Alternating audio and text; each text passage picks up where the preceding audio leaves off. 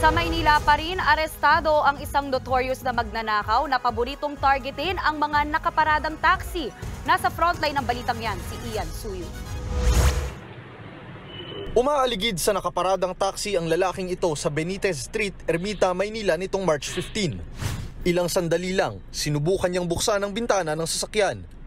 Gamit ang tools, unti-unti niyang tinungkab ang bintana hanggang sa tuluyan niyang napasok ang taxi.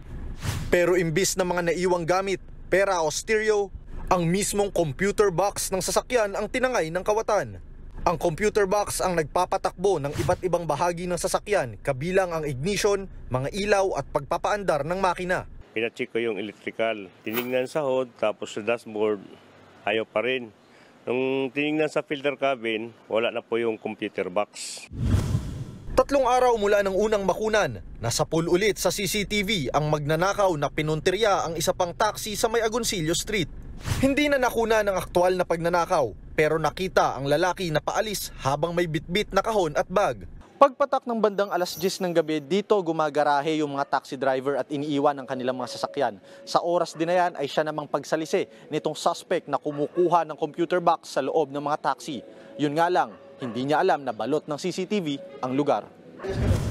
Sa follow-up operation nitong Miyerkules, nasa kote ang suspect na si Alias Cano, 24 na taong gulang. Ayon sa mga pulis, aabot sa 140,000 pesos ang halaga ng parts na natangay ng suspect. Patuloy namin yung isinisiyasat na meron siyang pinagdadala nito at binibenta lang at sa kanya at mabilisan na sa murang halaga lang. Notorious talaga to, sir. Masasabi natin ganun kasi paulit-ulit, biruin mo, may nangyaring insidente nung A15. So 3 days lang ang pagitan ay umulit na naman siya. Napag-alaman din na labas-masok sa kulungan ng suspect. Kakalaya nga lang niya nitong Enero matapos makulong dahil sa sugal. Aminado ang suspect na siya nga ang nakunan sa video ng pagnanakaw. Pero depensa niya, napag-utusan lang daw siya. May isa pong driver na nag-alok sa akin ng 3K kada kuha ko ng isang beses. Tapos ano, ibebenta yun? Wala na po akong idea, sir, kung saan niya dinadala yun. Nahaharap ang suspect sa reklamong robbery. Nagbabalita mula sa frontline, Ian Suyu, News 5. Mga kapatid, Maui David po. Simula ng inyong araw na may alam at may pakialam sa mga may init at umaaksyong balita sa bansa. Para maging una sa balitaan, mag-subscribe at mag-follow sa social media pages ng News 5.